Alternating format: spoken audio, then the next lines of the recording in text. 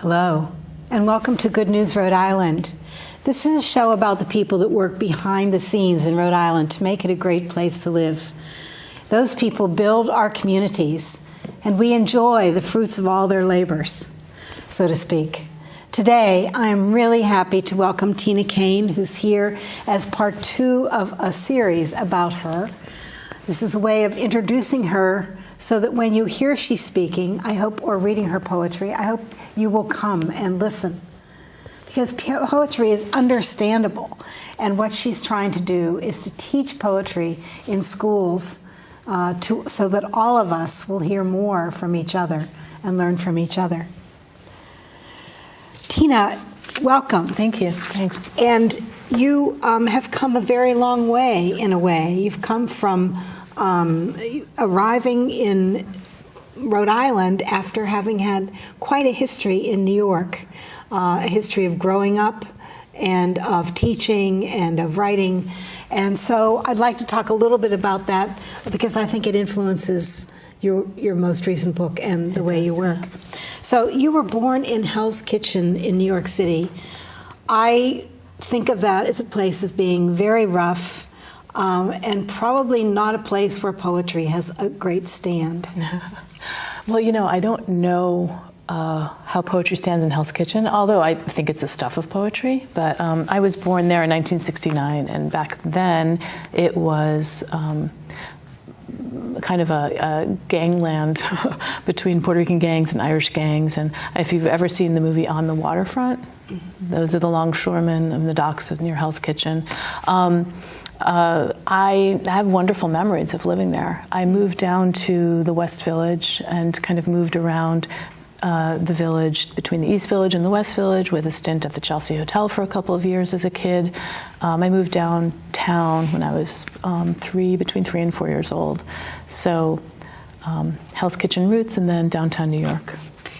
And you said that you didn't have a lot of parameters from your parents. You basically were able to do That was what between you you and me. That was between you and me. Well, you know, on some level, you know, what I did say was it was the 70s and the 80s in downtown New York. You know, we ran around. We did what we wanted. It was what we would call now as free-range parenting. But back then it was really just the norm. I think people were working, parents were working. The city was your playground. Did a lot of hanging out. I mean, I think kids still do that. An urban setting is really different than a suburban setting to grow up. And it's interesting because my children are having a really different childhood. I mean, I'm grateful for it because I think it's wonderful. But yeah, the environment makes all the difference.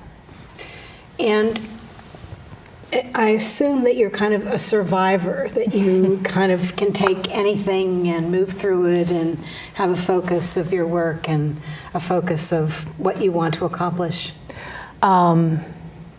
I guess so, yeah. I mean, I think, I guess everybody is a survivor in their way. You know? Do you go back often? I've been going back a little bit more often because I've been going back to read. I'll go back in March to read. I'll go back in April to read. I'll bring one of my children with me on each of those trips. I think I went a few months ago to read. And often I want to go and stay with friends, but I've been able to get back a little more frequently than I have in the past years. So you realize how different the atmosphere is then. What got you interested in poetry? I was always interested in reading as a kid. I went through a few years where I didn't read, and then I think when I hit high school, I started reading again, and then I just really read voraciously. I wasn't necessarily interested in poetry probably until I was about 16, 17, 18. I started writing a few poems, really actually under the influence of a poet, not a poet actually, a French writer named Marguerite Duras. And I was reading her work in English, but I was studying French in high school.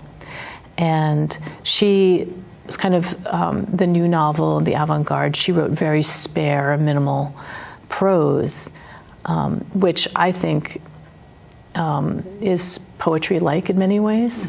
So that just got me going on French literature. And I decided I wanted to really get good at French so I could read her work in French. So when I got to college, I became a French minor and an English major. But then I went to the Sorbonne and fulfilled a French major within the year at the Sorbonne. And then I went back to graduate school at the University of Paris and did a master's in French literature. But most of my background with poetry really came from my study of French literature. And I didn't do an MFA. I never really studied poetry writing in workshops. I've probably taught more workshops than I've actually taken.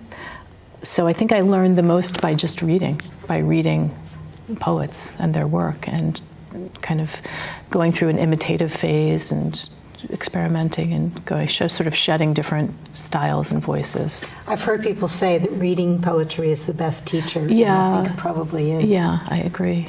So you have a new book out, and it's called Once More with Feeling. Yep. And it's about your years in New York. Yeah, Is that right? I think so. Well, I think it spans growing up, but to the present. I think it's, as I said before, my friend Michael, who wrote the blurb, one of the blurbs for the back, kind of explained to me what my book was about. And he said something about kind of evolution and going through these landscapes of New York City, but also arriving at a different place in my life. So. Well, I'd like to ask you to read from it. Sure. I have a poem here called A Minor History of Hell's Kitchen, which I thought we might start with. And, okay. Please feel free. Okay. Read several. That is not in this book, but I can read it. But I do actually, it's funny, Hell's Kitchen appears in this book as well. There's a nocturne Hell's Kitchen. Okay. But would you like me to read that one? Yes, please. Okay. And I have this if you can read it. It's Okay. very small print. All right, I'll start with this. Okay. A Minor History of Hell's Kitchen. Call it the kitchen. Its myth needs no creation. Like Hades, it exists as you imagine it, a veritable bucket of blood. Its origins and boundaries fluid as water, with an appetite for disorder. Chaos seeps from its streets into homes and back out again, reciprocal as the sea. See its longshoremen with salt-cracked lips, cracked fists, wool-capped and ruddy just off the Hudson piers, hunting a would-be Cape Man or any other Puerto Rican in the alleys of 10th Avenue. See the real Salvador swoop down on the Norseman, the outspread sleeve of his blackened cloak, his mouth full of coins. See him, again, with an umbrella, or see instead Umbrella Man. How the two conflate for a little girl outside the Buster Brown, looking down to find her smile reflected in a new pair of candy apple patent leather Mary Janes.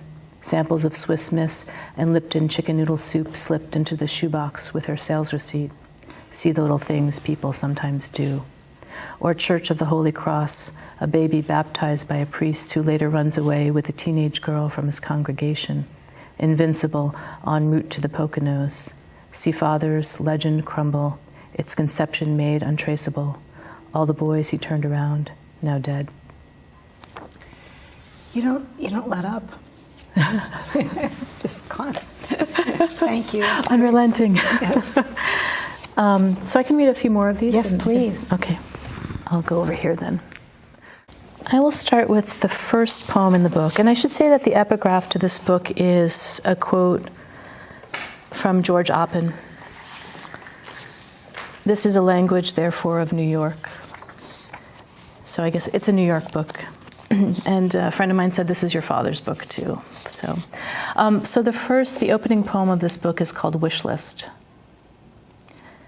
To be the Mary J. Blige of poetry, to come back as Peter O'Toole, to have Peter Falk expose his tender heart to you, as John Cassavetes would, make a monument to love of a fragile wife with a nervous tic, and strangers from a bar on the couch. To be a poet of the sea, pounding down each syllable till it resembles almost nothing but sound between lovers. To be an unscripted scene of oneself, have a teardrop tattoo inked beneath one eye.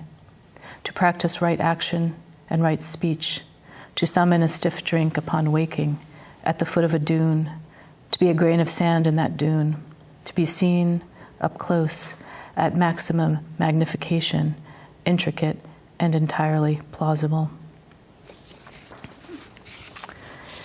And then there's a poem called Sirens, which has kind of like become the thing I read all the time, but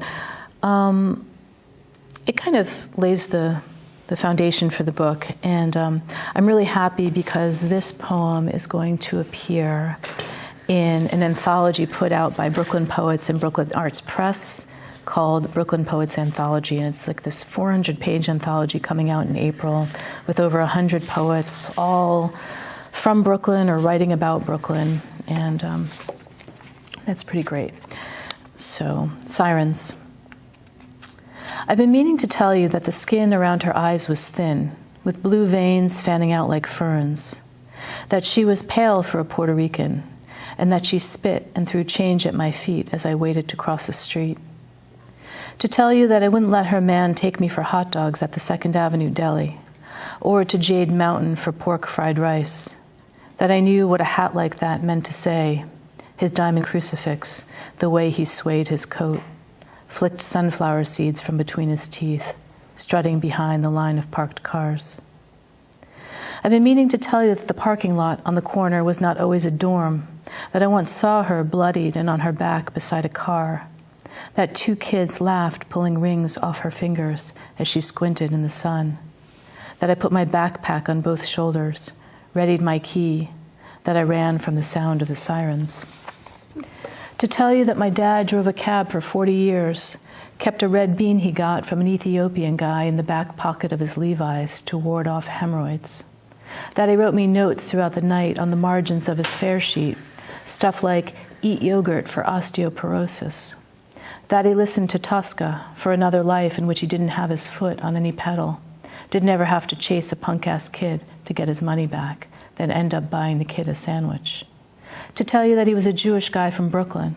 What the f***, he'd pound the wheel, cut short, another Brooklyn fare, not going back there with no return trip over the bridge. To tell you that he drove like a pro back when the medallion itself was a thing of beauty, deco-like, clicking its nickel intervals with approximate precision, the weight of it enough to crush just about anything. I've been meaning to tell you that my mother and father once fought for 50 hours straight in our basement apartment off 2nd Avenue, that the table fan was set to oscillate as they worked their way through recriminations, cups of coffee, a carton of Marlboros, that my mother tossed a day's worth of meals into her flashing wok at hasty intervals as my father paced the room. Been meaning to tell you that the girls on the block scraped pavement in their platform shoes like weights just outside our one gated window. That we often heard Peaches, the transvestite, weeping about a Hasid John from Delancey Street or a guy from Staten Island who liked to rip out her hair. Meaning to tell you that they made the movie Taxi Driver right around the corner the year before. That I thought my dad might have been in it since he drove a cab, had also been an actor, was once a bartender down on Bleecker Street. That he said I was too young to see such a film. And about Saturday Night Fever, my mother said, definitely not. that there was a Nordic track bought in 1996 still in its box, blocking the way to the coat rack on which my dad hung his London fog, $3,000 in its pocket for me to collect, as he had requested from his hospital bed, plus stacks of cash from the safe deposit box, from under his mattress and the Palio ricotta container in the freezer, beside the Eddie's Light ice cream and empty ice tray. Been meaning to tell you there was $30,000 in my purse by the end of the day. To tell you that I tried to buy a giant stuffed peacock from a shop on Christopher Street the day he died, but ended up lugging a duffel bag of 20s to Greenwood Cemetery instead to purchase a plot for him on the hill. I've been meaning to tell you that cash is how a cabbie's daughter pays her father's bills. To tell you there was a wall of books by his bed, a broken shutter on a split hinge, piles of newspaper clippings to be filed per a system that didn't exist. That he left his hack license on the bedstand with the pocket knife we gave him, the carnelian ring, the paper birthday crown my children made and made him wear, buried in plush animals on the carpet in their room. That there was a rucksack of photos and mementos from his old friend Wallach when my dad cleared out his place but never had the wake. To tell you that he never even opened the bag after humping it up the stairs. Just talked to Wallach in his head every day till the end about the girl in those photos, about articles he should have read. The poet's life becomes distilled and becomes alive again, so that the reader who hasn't experienced it begins to understand some completely different existence. Mm-hmm. Mm-hmm. Mm-hmm. That's well, anyway, there aren't any words. That's really wonderful, Paul. Oh, thank you. And as you keep on going, you have new material, I assume. Yeah, I mean, I have like probably 2 other books sitting on shelf in disarray in my office. Uh-huh. Yeah. You're ready to go, but you just don't have time. Well, I'm writing new stuff as well, and I have a bunch of other, like there's a few poems in here that are called minor histories, like a minor history of Hell's Kitchen. There's a few minor histories in this book, but there's a whole stack of them at home. So I'm just trying to figure out where does that work fit in, and I'm generating new stuff. And I think, I don't know, I'm reading intermittently. I'm reading a lot of books, but I'm also been dipping into a book called Working by Studs Terkel, which is an old book, but I love it because it's the voices of these people all across America in these really different existences, and I feel like there's a lot of poetry in there. So I feel like somehow that will play into some other things about lineage that I'm just thinking about, and I don't know where all the other poems in my office will fit in, but I'm trying to pull some things together and put together another collection, actually. So it's hard for people who don't write poetry to understand how many threads get pulled into a poem and how long that process of incubation takes to really form something that the poet feels good about. Yeah, it's interesting how it's almost like operating on 2 levels. I was just speaking to someone else, and I talked about how I take a lot of notes, and they're usually kind of, I'll even pull over while I'm driving, but I have 3 kids, I'm pretty busy. I'm writing notes on receipts of grocery receipts in my wallet, and then I stack them up and I type them all out after a couple of weeks when my wallet gets too fat. And then it's amazing because then I will see that all of these notes have something in common. They're all leading towards a poem, oftentimes. So I used to, now I kind of just let the process, I just take notes, I don't worry about what's going on, and then I just see what happens. And sometimes it's a poem, sometimes it's not, sometimes it comes out really quickly, and sometimes I labor over it and then throw it away. It's pretty variable. But you take some time for yourself every day. I wish I could say that I did. I've really learned to work with what I would consider an acquired ADD way of writing. And I joke, like my friend Matthew Lipman, who has 2 kids, he asked me, when do you write? I was like, well, I put the computer on the kitchen counter and I put the water on for the pasta to boil.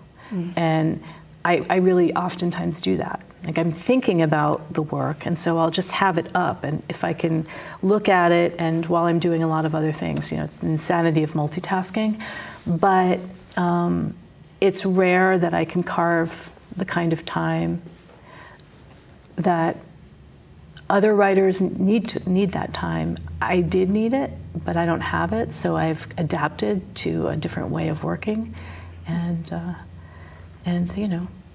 I think it takes longer, but you work with what you have. My children are only going to be young once, and so yes. But that notebook in the pocket is very helpful, right? a pile of receipts, grocery lists. Yes, a pile of grocery receipts. Are there other things you'd like to read? I have here two poems, Two Serious Women, Two Serious Ladies. Okay, this is, I'll read this. This is from this book, Nocturne Proof. I'll read that, because I actually made a slight change to this poem. This poem was published before this book came out, and then I changed it up. I find that actually reading aloud, oftentimes when I'm reading, I'm revising again in my head, even though the thing's already been published. But, So when you have collected works, they may be different than... Wouldn't that be nice? All right, I'll go up here and read. So these nocturnes, I love Federico Garcia Lorca, and he loved New York, and he wrote a series of nocturnes, and so this is a kind of nod to him.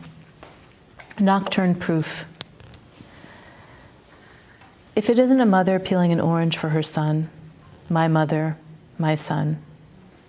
If it isn't a soldier hiding from choppers, heart of bamboo. It is one's own father living in a treehouse in his own mother's yard, unable to shed the ghosts. It is his white uniform hung on the door of a pink-tiled bathroom for a final shave. Or the photo of a bride in a mini dress kept in a flowered suitcase by the door. It is a fear of fire, memories filigreed like lace, or birds scattered like buckshot from the tops of towers. And if not birds, then it is people pixelated to grains of sand, as if information. Or children linking arms across a corridor to make a finish line.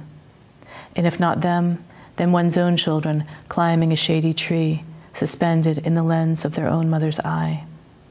If not a rush to perceive oneself, can I see? Can I see? It is a rush to hold hands through the fire, the birds and the children. It is a push to shed ghosts. If it isn't sacred space of school bus, it is ninja lunchbox and secret coat closet, an invincible way home.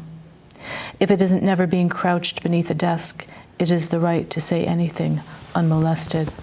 It is empire and oysters in the bay, a seagate spanning the entire state. It is a restoration or a watermark above the sideboard that is not indelible.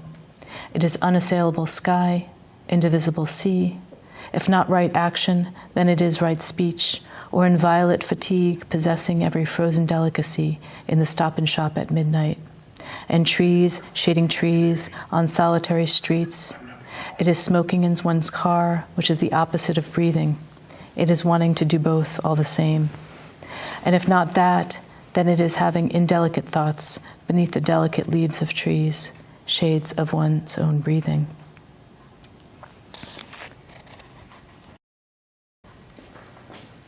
I'll read the Nocturne for Hell's Kitchen, keeping on the Hell's Kitchen theme. I also wrote a Nocturne, Hell's Kitchen. And this first line comes from Charles Olson, or part of the first line. And there's also some nods to Whitman. Nocturne, Hell's Kitchen. I come back to the geography of it. Mannahatta, lands of many hills, eastward origin of my arrival. Crossing 9th Avenue under the Cape Men's shadow, past the Westies and their bucket of blood.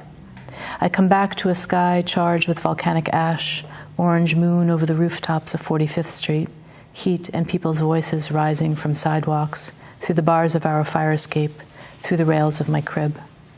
Back to my mother's black hair draped like a curtain, from where she lay on her bed, red velvet bedspread, eyes shut in the crook of her arm, hypnotized by loneliness, the solemn authority of her resolve.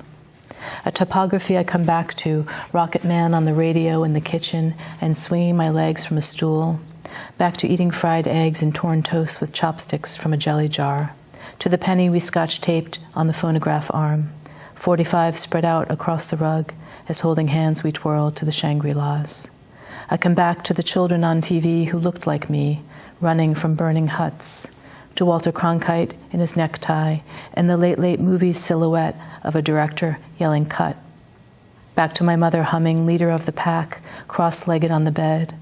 Back to her bottle of Revlon really red, its smell nearly visible in the humidity. Back to her slender hand, open like a bird wing, a compass. Self-portrait, Mother as Bird. Mother, my mother is me, is food, is fire, is the sun. Me a hawk, mobbed by sparrows, she a sparrow, or a hawk's shadow, circling over the streets of New York, or perched on a corner in downtown Providence. She a mother, me a mother, we a constellation of sparrows. My hawk, my sparrow, my sun, shadow at my shoulder, all these years, sometimes butterfly, sometimes bird, our black hair a single curtain, waving wing-like, a whisper saying fly. And I'll finish with one more. Nocturne, once more with feeling, which is where the book gets its title. Call it mezzo, this middle place where I do not sleep, rather take shape of what?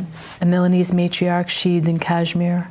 Words won't protect me from the pursuit of profit or the butcher's embrace. If not love, what am I? A shape eating sandwiches alone in a motel? If not love, then what? A handbag? I could stand here all night in the supermarket staring at the weekly special, wondering from what? The sky, the sea, the shape of me resisting profit, the butcher's embrace, soft but at a price. Here in this middle place, call it what you will. Words won't deflect me, the shape I take, what I hold, my own. And you have another book as well that is available. And it's very, very wonderful. It's obviously taken a lot of time, and it's sort of an art book. Yeah, this is an art book that I made in collaboration with the artist Esther Solons. And she makes these incredible rust portraits. They're these portraits rendered in rust. And they are usually made outside with the elements. And she and I have known each other for years, but we really kind of connected over our love of the Italian writer Elena Ferrante. So these are, it's called Dear Elena, they're letters for Elena Ferrante, and they're epistolary poems that I wrote, many of which have been published elsewhere, but that I collected a dozen of them in this book. And I designed it and worked with DWRI Letterpress. And we had the books, we had the images laser etched onto vellum and then overlaid over the poems, which were letterpress printed and hand stitched into this book. And this is available. We thank you for being here. Thanks. And thanks for having Tina, me. we wish you all the best. Thank you. And I can't wait to read the next ones. Okay. Thank you for watching Good News Rhode Island. Thank you. And it's a show about you and what you're doing in your neighborhood. Good news is right around the corner.